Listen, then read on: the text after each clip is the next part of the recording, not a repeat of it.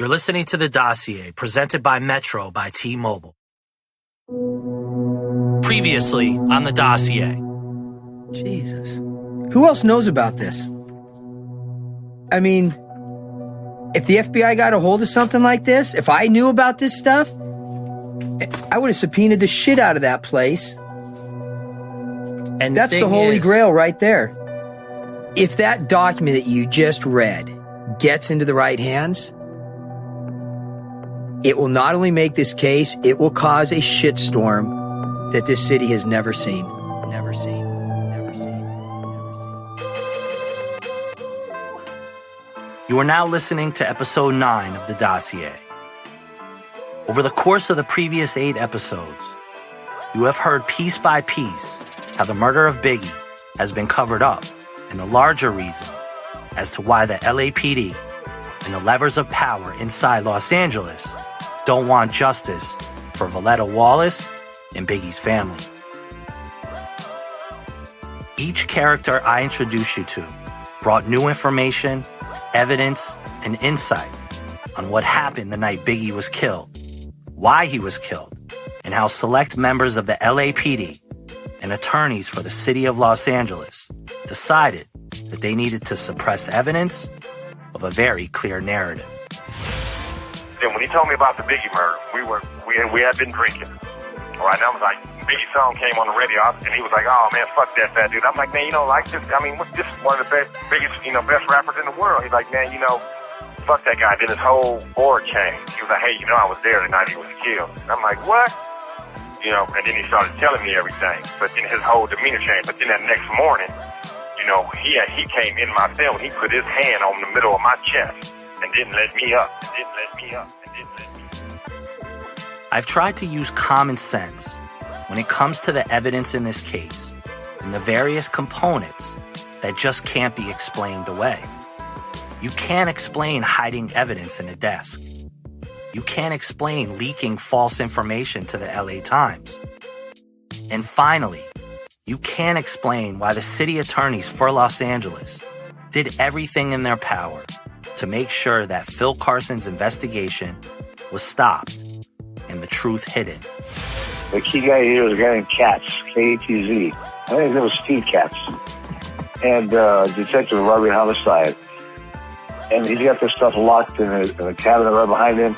And he's got a secret compartment in his desk. And if you've ever worked with him in robbery homicide, you know that. If you remember correctly, the private investigator for Voletta Wallace, Sergio Robledo, stated something very clear. The miscarriage of justice in this Biggie case comes down to a very simple principle in any investigation: the right to pursue justice by any means necessary. The right of a homicide investigator to track down and either verify or discredit witnesses, leads, and evidence. Both Russell Poole and Phil Carson were not afforded this liberty as investigators. You have to ask yourself the simple question: why? That's exactly right. And see, that's why Russ Poole became an object in the roadway that needed to be derailed and moved out of the way. And so Russ, bless his soul, I'm not saying that he's right. I'm not saying that the guy he said killed the guy is the right guy. That's not the point. The point is that when you take away the freedom to pursue justice, the first victim is justice. Phil Carson and Russell Poole both were decorated and respected investigators, moral, ethical, and by the book. They had perfect records inside their respective organizations. Yet, the powers that be tried to ruin both of them. What motivated that? Let me ask you a question, because it did come up in one conversation that I had. When you were in the midst of your investigation, in the heat of it, how confident were you with what you had found and the investigation that you did that Amir Muhammad was the trigger man? I was pretty confident at the beginning, and the more and more I investigated the case, the more and more confident I became, because there were no other there were just no other leads or no other people that were popping up on my radar. And then what basically sealed the deal was when me and Flaherty and Psycho Mike went down to Chula Vista. The one thing where I knew without question was the time that I sent Psycho Mike to the door, and when he talked, and Amir came to the door, and they sat and they talked for probably 45 seconds, a minute, or whatever it was. But Mike made it very clear why he was there, what he wanted to talk about, and stuff like that. And the way, and this is all on the recording. I mean, it's in evidence at the FBI. But what sealed the deal is what Amir Muhammad did not do, and that was, who the fuck are you? I have no idea who you are. What are you talking about? Somebody comes up to your door and says all that stuff, you're going to be like, whoa, what the fuck's going on right here? And Amir never did that. Amir had this full conversation with Mike. And Mike just said, hey, man, we got to sit down. We got to go over this. The feds are talking to me. They're trying to interview me. They're asking a lot of questions. I've heard from other OGs that are being pursued and all that sort of stuff. I mean, he has a regular conversation with Amir. And that, to me, that spoke volumes. That not only what Mike was saying about Amir and his relationship with Amir and how he got introduced to him by his brother and all that sort of stuff, but then on top of that, all the evidence that pointed at Amir and nothing else pointed to anybody else. Whatever you're going to do, just do it for a reason, you know what I'm saying? Don't be the fool to just sit back and do it because somebody else is doing it. Because all you're going to do is follow in somebody else's footsteps and you're just going to be a shadow. Who will be a shadow for the rest of their life, you know what I'm saying? If you got a little something that you know how to do, progress at it, keep trying. I mean, God knows what can happen, you know what I'm saying? That's what I did. Just kept on rapping. Just happened to get to the right ends, you know what I'm saying? With any FBI case, after the mechanical work of the investigation is finished, the agents take their case to the assigned U.S. attorney, who then files the charges. Phil Carson spent 18 months tracking down new investigative leads. He had a ton of evidence. He went to his bosses at the FBI to take the case to the United States attorney to move towards getting justice. I decided to put together a prosecutive report to kind of just see where we stood. I thought there was not only enough for an indictment, there was still a lot more work that could have been done, but how many more nails in the coffin do you need to put? I mean, I want to say 6 or 7 or 8 different sources independently talking about who was involved in the murder. And so I put together a full prosecutive report in a nice binder, took it down to the assistant U.S. attorney who was going to prosecute the case, David Vaughn, gave it to him. He said, let me take a look at it. After a couple weeks, I reached out to him. I said, where do we stand with this? He goes, let me take another look at it again. So a little bit more time goes by and he gets back to me, he goes, no, I don't think there's enough here for us to prosecute. We're going to have to decline it. I'm like, what are you talking about? There's more than enough here. And your bosses also felt there was more than enough evidence to bring a case. Correct. So once Mr. Vaughn declined prosecution of that case, that's when I go to my bosses and I say, here's the status. The U.S. Attorney's Office is declining prosecution. And they're like, what are you talking about? So we set up a meeting. I had our assistant director, the head of the criminal division, my boss's boss, my boss, our legal department, our press information people, and I went through page by page with our assistant director of the entire case, of the prosecutive report that I put together. It was probably, I don't know, 1/4 inch thick or so. I went through everything with him. I remember specifically, Mr. Garcia looked at me in the eye and he goes, why isn't this case being prosecuted? I said, I don't know. You'd have to ask the U.S. Attorney's Office. I do the investigative side of things. They decide to prosecute. They're declining it. He goes, I don't see the letter of declination here. I go, because they wouldn't give me one. They're like, what are you talking about? I said, I've asked them numerous times to give me a letter of declination. They will not give me one. And that a letter of declination would basically just state, we are not going to prosecute this case for whatever reason. And that is a protocol that's done every time between a U.S. attorney and an FBI if they decide to not take the case to the justice system. Every time. And the reason, and especially in a high profile case like this, God forbid if something were to happen and somebody were to make this case and our assistant director, none of my bosses, they don't want that to come back on them. They want to be able to say, look, we put together a good investigation here. We presented this to the U.S. Attorney's Office. If they decline to prosecute it, then we're stuck. That it's on them now. But you need that letter of declination. So Assistant Director Garcia, I remember he looked me right at the eye and says, you get that letter of declination and you get that in the case file. Never got that letter of declination. Has that letter, do you think, ever been sent to this day? I know for a fact that letter was never sent, and there was some communication that stated that there was a letter of declination and there was not. I know for a fact there was not.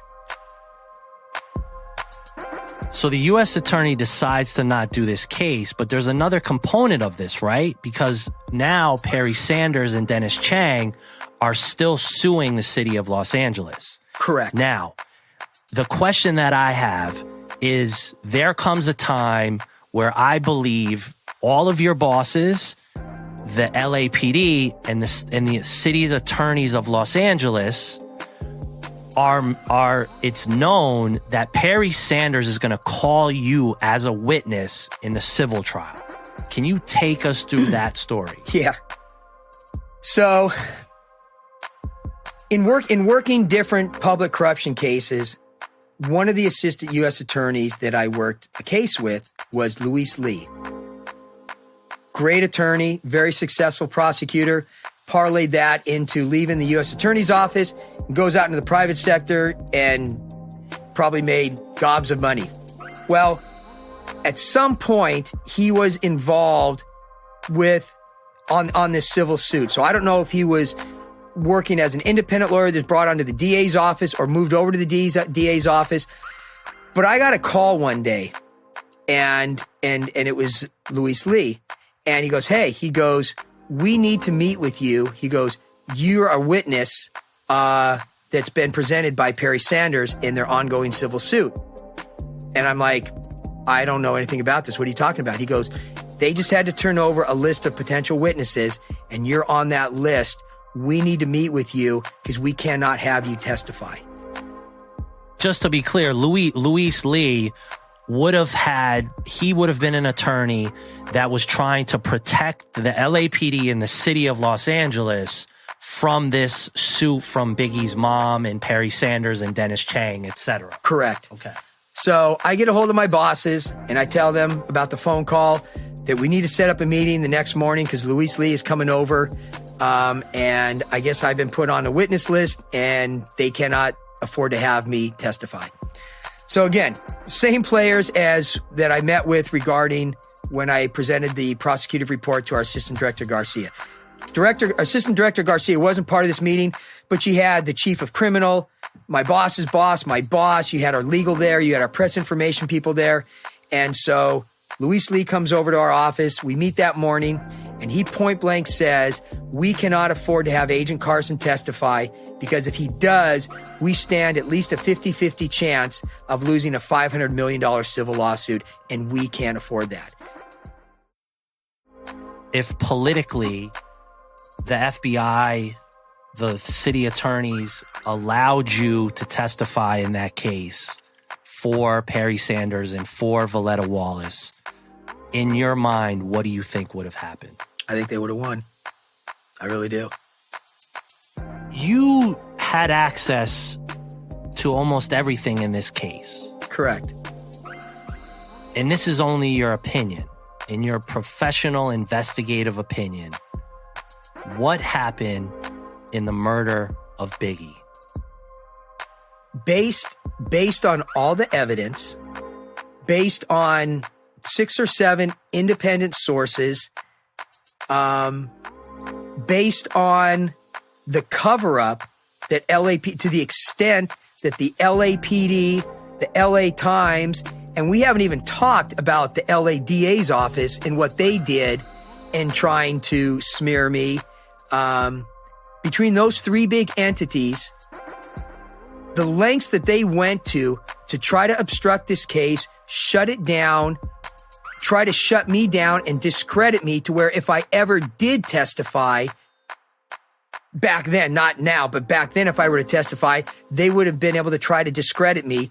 Based on all that and based on other investigators that I've talked to about everybody agreeing that this was so well orchestrated, the whole murder of Biggie, and the level of sophistication that would have had to take place with it, and knowing how things went on in Rampart, how things went on in the Ruben Palmeros case, how things went on the David Mack bank robbery. There is no other information out there that anybody has ever been able to show me or that I have seen that points to anything other than LAPD officers, along with another individual, obvious, was part of committing this murder. That's, again, anybody that looks at all this evidence, and again, somebody would have to go back and look at all these different cases. I don't see how anybody else could come to any other conclusion. Well, we know for a fact that David Mack had an accomplice. He's never talked about it. When Rafael Perez was arrested and charged and ended up pleading guilty, Rampart thing, there were a couple areas that were considered off limits that he would talk about. One was the Mack bank robbery. One was the Biggie Smalls. Nobody was allowed to talk about that. And that actually carried over into the federal investigation. We were not allowed to talk about that. Mayor Garcetti actually was quoted saying he could not believe that this dirty cop got this kind of deal.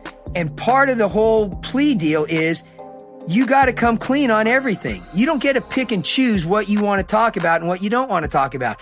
Nobody asked him about this stuff. Nobody asked him about the Kevin Gaines and Frank Liga shooting. Nobody asked him about Kevin Gaines' involvement with Sharitha Knight and Death Row Records. Nobody asked him about the involvement of LAPD officers with Death Row Records. Why? Probably because they didn't want to find out what they would hear.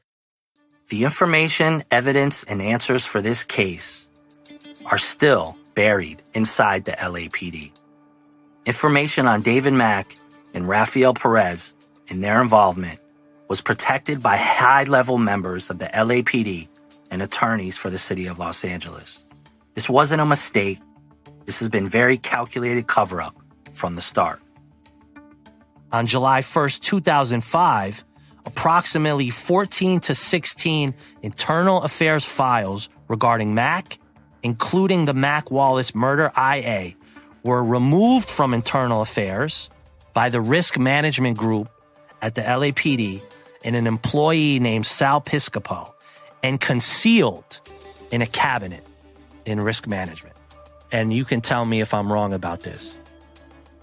Bratton, Burkow, and whoever else that the names that I told you decided that the good place to put this information was in risk management. Because think about this. There's only a few people in risk management. Sal Piscopo and maybe this guy Stuart Maslin or Gerald Chaliff. They could control all of this information in that cabinet. They could hide it from robbery homicide. Yeah, absolutely. So, but where this all breaks down is the sheer fact that, let's just go back to the very first thing I told you. They investigated this murder. This murder is not unsolved. They solved this murder. They decided that they were going to take this evidence and they were going to hide it. It's as plain as day in this. It's not you saying it, Phil. It's not me saying it.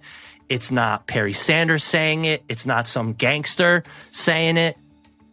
It's said by the LAPD in writing. For close to 20 years, Phil Carson has wanted to go on the record about his investigation and what happened when he simply was doing his job and searching for the truth on who murdered Biggie. For the last 8 episodes, Phil told that story with help from supporting characters that verified additional proof that the LAPD does not want to solve this case. It is the opposite, and they want to do everything in their power to stop justice. With any murder that has gone cold, only new information, a new clue or break, will allow it to be a story that lived in the past or a story that has become active. In the last few weeks, new information and rumors has emerged that Perry Sanders, the lawyer for Valletta Wallace, has decided to refile the case against the LAPD and the city of Los Angeles. It is possible that finally justice for Biggie's family will happen. As the episodes were released, I've been contacted by many sources with other information. One of these sources is a journalist from Compton who worked with Russell Poole and knows the secrets of this case. Here is journalist Michael Carlin. You've done something out of New York that I could never do from here. And I was warned that if I kept pursuing this, that I was going to end up in a 6-foot grave somewhere. Yeah. And, and there's a lot of people that just don't want to see this thing resolved because it's a lot of money. Yeah, a ton of money. I was on the phone with Perry Sanders last night, and what they've done behind the scenes legally is astounding. And I Yeah. I think you've nailed it. You really have. And I'm proud of you and with the work that you've done. You seem to have taken it to the next level. I have something that, might be of interest to you. Yeah, what is it something you can talk about, or you want to save it? Yeah, no, it's fine. I have Suge Knight talking about the murders. Nobody's ever heard it. Oh, is that right? And was it done like on the phone? It was done on the phone. He was calling me from prison. And I just happened to be in Wisconsin, which is a one-party state. And I was sitting in my hotel room when he called, and I recorded it. I mean, does he offer up anything? Like, here's my interpretation of Suge when he's kind of broached this. He seems to talk around it. Does he say anything of merit? Yes. Next time on The Dossier. Accept this call. Say or dial 5 now. What's happening? Hey, how you doing, man? Good. I finally get to talk to you. Man, I've been following with great interest. Russell Poole wanted to apologize to you. Yeah, I heard that, man. He's a good guy. I never lied to him or nobody because, all that stuff, they know who's going on behind all that stuff, Yeah. Well, he couldn't, in his mind, separate you from Death Row Records. And as we were doing the investigation, I said, you have to understand, Russell, that, Mr. Knight was, in the car next to Tupac. I mean, that's not... And then with the Biggie thing, Mr. Knight was in jail. And I met somebody who was in jail with you at the time, and he said it's impossible that he was on a cell phone back then. Impossible. It's definitely possible. I mean, the one thing, too, with Tupac, I still got a 45 bullet inched in my skull. And the thing about it is, they've been knowing all this type of stuff from day one. And that's why they violated me and sent me to prison last time. And the other thing is, for Biggie's son, I'm quite sure if they saw the first one, they saw the second one, because it's the same circle of people, It is the same circle. I mean, Yeah. I got tapped on the shoulder by one of the cops' daughters that was involved, and she told me. I mean, this isn't conjecture anymore. We know the facts. Yeah. It's the same people, same circle of people. Yeah. Have nothing to do with me, you know.